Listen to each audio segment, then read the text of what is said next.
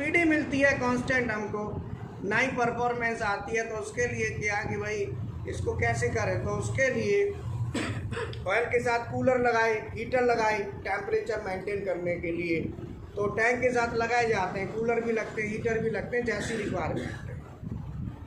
फिर देखा कि यार इसमें कोई एक्यूरेसी, अगर फाइन एक्यूरेसी चाहिए, प्रोडक्टिविटी फास्ट चाहिए, तो ये सूटेबल। फिर सोचा, तब जाके फिर सर्वो मोटर की उत्पत्ति हुई।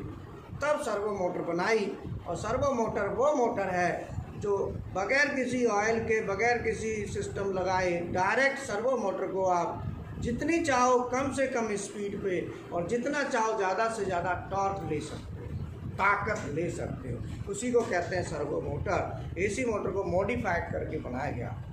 तो आने वाला जो समय है वो सब न्यूमेरिकल कंट्रोल का है, सीएनसी का है और सर्वो मोटर का है। सर्वो मोटर है तो सीएनसी से आराम से चलती है, कोई दिक्कत नहीं। तो इसीलिए जो पीएलसी बेस्ड सिस्टम है, तो अब उसमें क्या है कि आने वाली मशीनों में पीएलसी तो रहेगी, लेकिन साथ ही साथ न्यूमेरिकल कंट्रोलर भी होगा। मोशन अगर है तो न्यूमेरिकल कंट्रोलर पीएलसी के साथ ज़रूरी लगेगा।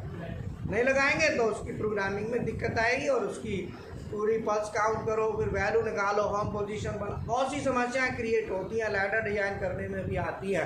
तो ये सब चीज़ों को देखते हुए हमारा जो सीएनसी है उसकी रिक्वायरमेंट बनाई गई। और अब इसीलिए मार्केट में सीएनसी की जो वैल्यू है, आजकल इंजेक्शन मोल्डिंग मशीनों में भी सीएनसी आ गया है। पहले इंजेक्शन मोल्डिंग मशीनों में हाइड्रोलिक सिस्टम होता था, न्यूमेटिक होता था, अब वहाँ भी सीएनसी आ रहा है। प्रेस में भी सीएनसी, हर जगह अब सीएनसी सिस्टम, मतलब सर्वो मोटर लगे। बस ये है कि कॉस्ट थोड़ी सी कम हो जाए, अभी कॉस्ट ज़्यादा है। अगर कैसे भी कॉस्ट रिड्यूस हो जाती है तो ये कम हो जाएगा, बहुत हाइड्रोलिक वगैरह बहुत ही रिड्यूस हो, बहुत कम हो जाएगा, बहुत कम हो जाएगा। सब सीएनसी पे, न्यूमेरिकल कंट्रोल पे चलेगा, ठीक है। तो इसीलिए मैं इस पर जोर देता हूँ कि आप लोगों का दिमाग कितना चले ना चले, तैयारी करके रखो, जिससे कहते हैं कि मार्केट में आपकी वैल्यू अलग बनी रहेगी। अगर कोई मान लो पीएलसी से ट्रेनिंग दे रहा है, पीएलसी दे रहा है, तो पीएलसी में ये क्राइटेरिया में आता ही नहीं है, तो वो इतने तक जाते नहीं है, तो ज़्यादा उस पर फोकस नहीं होता है। डिजिटल एनालॉग का अच्छा हो जाता है, बड़ी हाई स्पीड में जाता है। तो आज हम जो टॉपिक ले रहे हैं, आज का हमारा टॉपिक है टरेट। टरेट क्या है और इसका काम क्या है और इसको हम चलाते कैसे हैं, तो टरेट की बात करेंगे। क्योंकि हमने सुबह की क्लास में ये रखा है कि सीएनसी मशीन, बीएमसी मशीन के एक एक पार्ट की स्टडी करना है और कैसे उसको चलाना है। तो टरेट का काम हमारा होता है, दो काम होते हैं। नंबर एक, टूल को होल्ड करना। टूल को होल्ड करता है, टरेट में ही टूल होल्ड होगा, टूल को रखेगा वो। नंबर दो,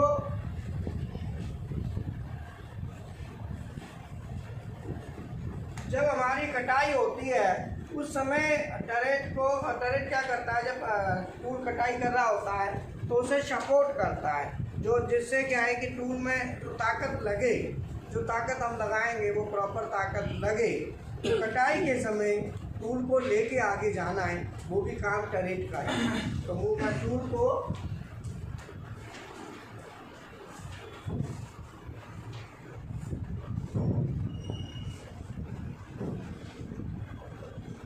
provide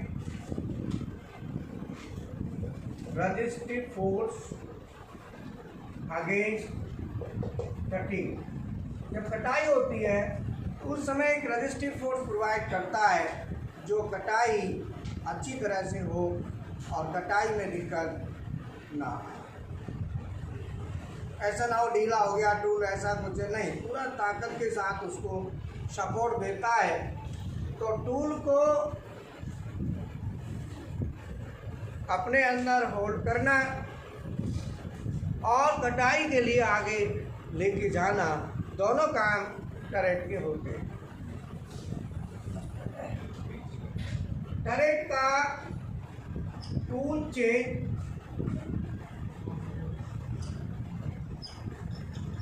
टरेट जो आता है मार्केट में वो स्टेशन के हिसाब से आता है। जैसे 4 स्टेशन, 4 टूल का हो गया, 6 स्टेशन, 8 स्टेशन, 12 स्टेशन, 16 स्टेशन। इसमें टूल होते हैं, टूल पोस्ट होते हैं, टूल के ब्लॉक्स होते हैं, पोस्ट होते हैं, जिनमें इतने टूल एट ए टाइम आप बांध सकते हैं। 4 टूल बांध सकते हैं, 6 वाला आता है, 8 वाला आता है। तो हमारा जो टरेट है वो है 8 स्टेशन। 8 स्टेशन का टरेट है जिसमें 8 टूल हम बांध सकते हैं। 8 टूल, 8 स्टेशन का मतलब है कि एट ए टाइम 8 टूल आप बांधेंगे। इसमें रहेंगे, जौन सा टूल से काम कराना है उसी टूल से आप करा सकते हैं। तो टूल हमारा जो टरेट है 8 स्टेशन का है और इसका मॉडल है VTP 63 और मेक इसका प्रगति है, PRAGATI।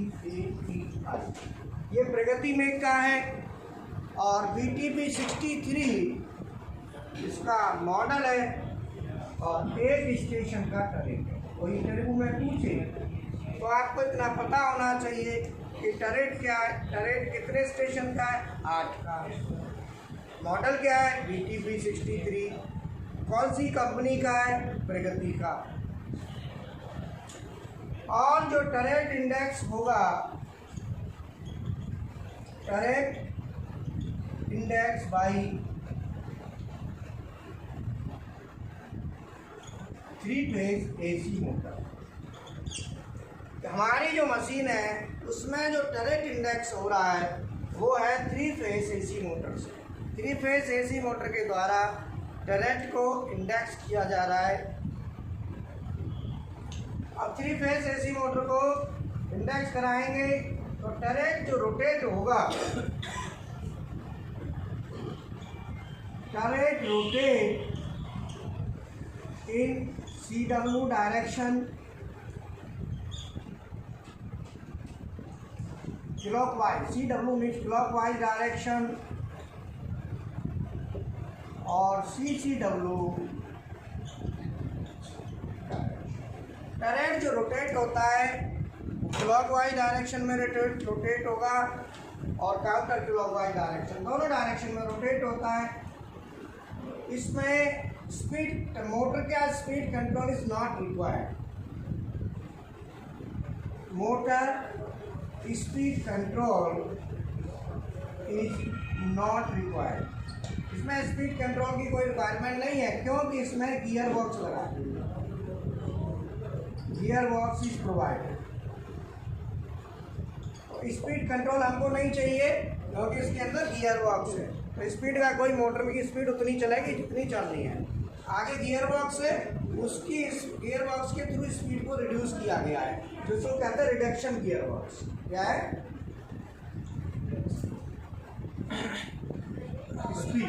Speed reduction gear box. Speed को रिड्यूस करने के लिए गियर बॉक्स लगाया है जो स्पीड को कम करेगा। मोटर की स्पीड कम करने की आवश्यकता नहीं है, गियर बॉक्स के थ्रू स्पीड को कम किया जाता है। इसमें बेसिकली क्या है कि जब हम चलाएंगे तो जो इलेक्ट्रिकल PLC वाले स्टूडेंट शॉफ्ट के PDF को खोल लो और पेज नंबर 110 पे जाओ। PLC वाले, CNC वाले लिख लो, उनके लिए जरूरत है। PLC वाले अपना शॉफ्ट का PDF खोल लेंगे और पेज नंबर 110 पे जाओ। पेज नंबर 110 PLC वाले स्टूडेंट पेज नंबर 110 पे जाएंगे।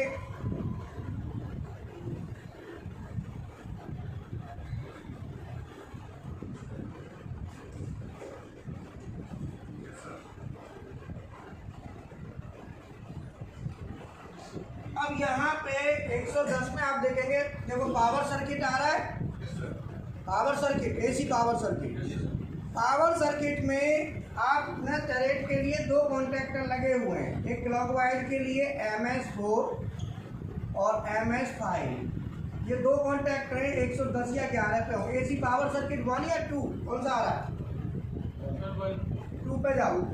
एसी पावर सर्किट 2 आपने जाना है। AC power circuit 2, AC power circuit 2 में जाओगे और ये पेज नंबर कितने पे? 111। Yes sir. 111 पे जाके देखो MS4 और MS5 दो कॉन्टैक्टर हैं टरेट के। आपने क्या करना है? MS4 और MS5 दो कॉन्टैक्टर हैं जो मोटर को चला रहे हैं। पावर सर्किट देखना है, साथ ही साथ इसका कंट्रोल सर्किट ये कैसे ऑन हो रहा है, दोनों सर्किट की स्टडी करनी है, पावर एंड कंट्रोल।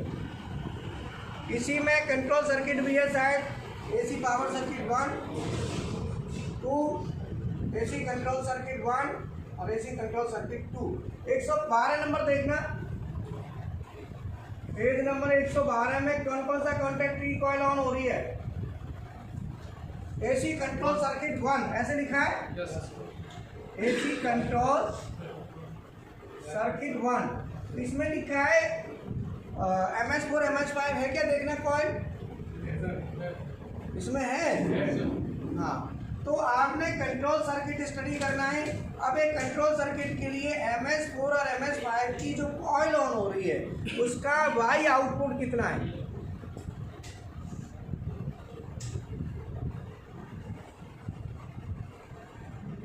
सिक्स 7 है क्या है? देखना Y6 Y7 ऐसे है। Y5 नहीं,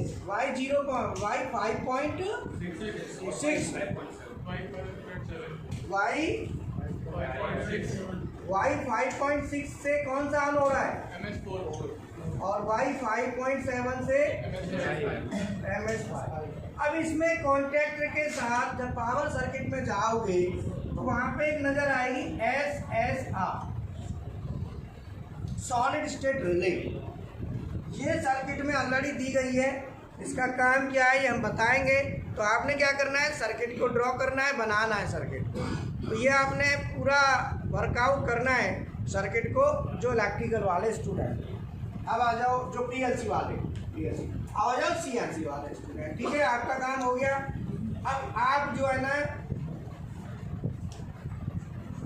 थोड़ी देर और रुक लो, जब तक मैं इसके फंक्शन बता देता हूँ। क्योंकि लैडर जो बनाना होता है तो लैडर के लिए हमें ये भी चाहिए कि फंक्शन क्या क्या है। तो टरेट को चलाने के लिए, टरेट को घुमाने को कहते हैं यहाँ पे इंडेक्स। जो टरेट घूमता है उसको कहते हैं इंडेक्स। अब इंडेक्स क्यों कहते हैं ये बताओ? टरेट इंडेक्स इसलिए कहते हैं, इंडेक्स का मतलब होता है खिसकना। जैसे कोई चीज़ है खिसकती है तो वो इंडेक्स कहलाती है, और वो ऐसे चलती है तो इंडेक्स नहीं है।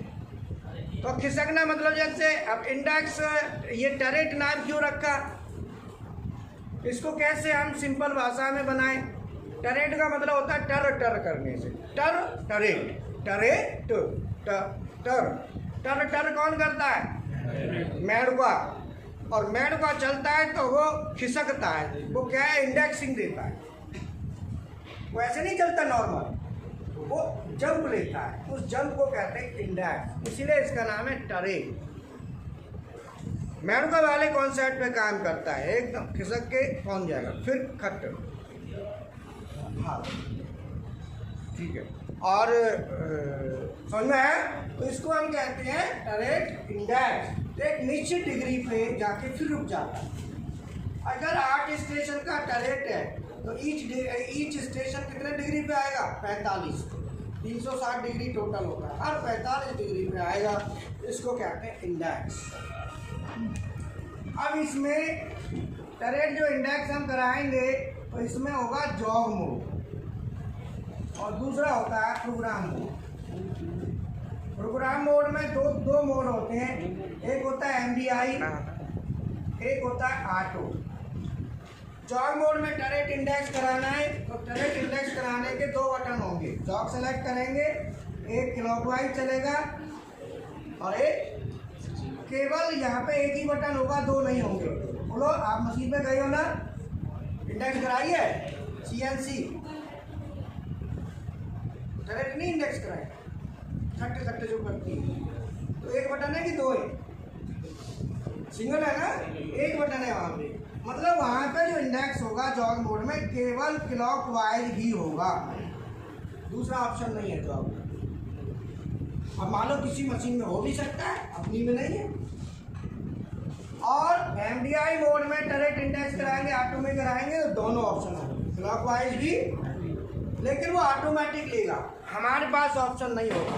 वो देखेगा कि मुझे क्लॉकवाइज में जल्दी पाथ आ रहा है कि एंटी क्लॉकवाइज में। जैसे मान लो यहाँ पे 8 स्टेशन का हमने डायरेक्ट ले लिया, कितने हो गए?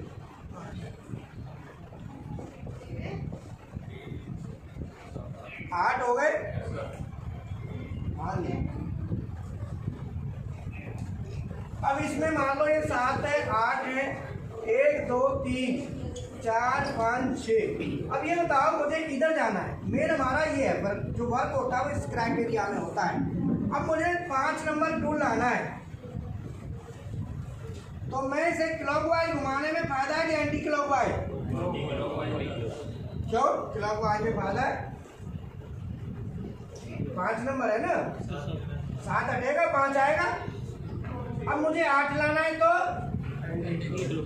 एंटी क्लॉकवाइज, तो ये ऑटोमेटिकली क्लॉकवाइज और एंटी क्लॉकवाइज ये खुद करेगा, हमको नहीं करना है। बस हमको लिख देना है, हमको 8 नंबर टूल लाना है तो हमको क्या लिख देना है? T080। ऑटोमेटिक सेम यही प्रोसीजर, T08, T माने टूल चेंज और 08 माने 8 नंबर और अगला 08 ऑफसेट नंबर। तो जो पहला 8 है टूल नंबर, अगला 8 है ऑफसेट नंबर। जौन सा टूल लाना है वो आपने लिख देना है। अब मान लो मेरे को 8 नंबर टूल लाना है और जॉग मोड में लाना है, मैं इंडेक्स की बटन दबाऊंगा, तो इंडेक्स बटन दबाएगा तो पहले कौन सा टूल आएगा? 8 नंबर डायरेक्ट आएगा या पूरा घूम के आएगा? पूरा घूम के आएगा जॉब, और ऑटो में आएगा तो खट से आएगा। क्योंकि ऑटो में क्लॉकवाइज एंटी क्लॉकवाइज का डिसीजन स्वयं लेता है कि मुझे क्लॉक जाना है कि एंटी जाना है, क्लॉक जाना है। लेकिन मैनुअल में क्लॉकवाइज ही रोटेट होगा, सीधा क्लॉकवाइज डायरेक्शन में ही रोटेट होगा। तो ये हमारा टरेट का फंक्शन है। तो जो PLC वाले वो भी समझ रहे हैं, CNC वाले भी। अब टरेट में टूल बांधते हैं तो टूल का टरेट में जब बांधते हैं तो 2 तरह के होते हैं। एक तो होता है ब्लॉक, ब्लॉक होता है जिसमें लगती है स्लीव ब्लॉक के अंदर, और स्लीव में लगती है बोरिंग बार।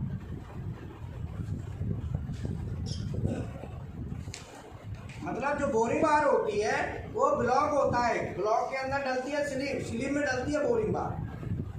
और जो ब्लॉक है, ब्लॉक का जो आईडी है वो कितनी है अपनी मशीन की? कोई इंटरव्यू में पूछ सकता है, वो डाया 32 कितनी है? 32 का डाया है। अब इसमें स्लीव डालोगे तो स्लीव का ओडी 32 होगा और आईडी कितना होगा? जितने की बोरिंग बार। समझ में आया? बोलो। ब्लॉक के अंदर स्लीव, स्लीव के अंदर बोरिंग बार। और टरेट वाला जो ओडी टर्निंग का टूल है वो डायरेक्ट लग जाता है, उसका भी साइज है जो हम लगाते हैं, तो उसमें भी क्या साइज है उसका? पॉकेट का। जो हम ओडी टर्निंग का टूल लगाते हैं उसकी पॉकेट का साइज क्या है? 40 mm। अब आप कहेंगे 40 कैसे है? टूल का साइज क्या है? 20 का टूल होता है ना, टूल की चौड़ाई 20 होती है, तो 20। और अगर आप नीचे टूल बांध रहे हो तो ऊपर पैकिंग दे दो, पैकिंग का साइज भी 20 है, और ऊपर टूल है तो नीचे पैकिंग, तो टोटल होता है 40 है। कितना है? 40। तो हमारा जो शैंक है यहाँ पे है, ये देखो, ये ओडी का है, अब आप लगाएंगे ना तो ये 20 है, 20 है। जब हम इसमें फंसाएंगे तो 20 और ऊपर पैकिंग दे देंगे। अगर हमें टूल ऊपर रखना है तो नीचे पैकिंग दे देंगे। तो सेम साइज की पैकिंग होगी, ऊपर नीचे जहाँ चाहो वैसे सेट कर। बोलो समझ में आया? तो ये हमारा जो प्रोसीजर है, जो सिस्टम है, तो मैंने आपको बताया करेंट का। तो जितने भी पीएलसी वाले स्टूडेंट हैं अब सुन लो। सबसे पहले तो जितने भी स्टूडेंट हैं, कल हमने एक वीडियो डाला है यूट्यूब, उसका नाम है how to start Mitsubishi PLC software GX works 2। इसमें मुझे बताओ कि कम्युनिकेशन सेटिंग कैसे करेंगे। कम्युनिकेशन सेटिंग का इस वीडियो में दिया है, वो प्रोसीजर क्या है। और जितने भी स्टूडेंट हैं CNC के चाहे PLC के, पहले अपना वीडियो मोबाइल खोल के सबसे पहले कमेंट कर दो। कम से कम ये रहे कि हाँ भाई अपनी बहुमत है पूरा, ठीक है। तो कमेंट करके फिर आपने जो PLC वाले स्टूडेंट हैं वो कम्युनिकेशन सेटिंग का बताएंगे कि हमारा क्या प्रोसीजर उसमें बताया गया है, वो PLC वालों के लिए और मैकेट्रॉनिक्स वालों के लिए। और जो खाली CNC वाले वो एक बार खोलो। वीडियो ग्रुप में आया है खाली? हाँ ठीक है, खोलो चलो। अरे ये चलो वीडियो खुलवाओ तुम लोगों बच्चों के साथ, और मैडम को खोलो दोनों। तू भी खोल ले,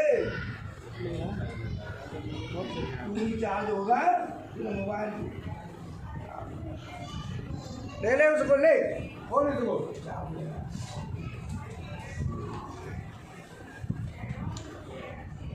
गुरु के साथ जोश में रहा करो एकदम, और जिससे जोश आए।